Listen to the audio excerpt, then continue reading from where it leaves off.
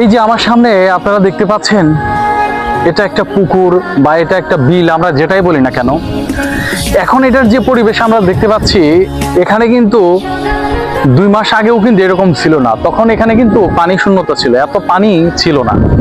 আসলে আমরা যেটাই বলি না কেন, পুকুর, নদী, নালা যেটাই বলি না কেন, এর কিন্তু পূর্ণতা পানিতেই। যখন পানি এসে পুরোটা ভরে যায়, তখনই কিন্তু এর পূর্ণতা লাভ করে। ঠিক তেমনি আমরা যত যাই বলি না কেন, আমাদের মানুষের জীবনটাও সেম কিন্তু এই পানির মতোই।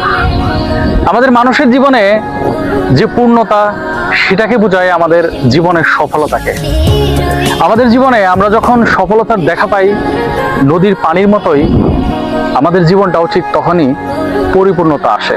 আসলে জীবনে সফলতা না আসলে পরিপূর্ণতা হয় না।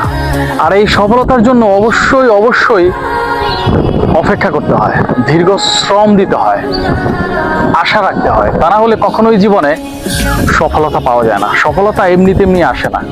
জীবনে সফলতা পেতে হলে অবশ্যই ধৈর্য ধরতে হবে, শ্রম দিতে হবে। তাহলে জীবনে এক সময় এই নদীর মতোই পরিপূর্ণতা আসবে। ধন্যবাদ সবাইকে, ভালো থাকবেন। আর আমার ভিডিও ভালো লাগলে অবশ্যই জানাবেন। আমি সবার কাছে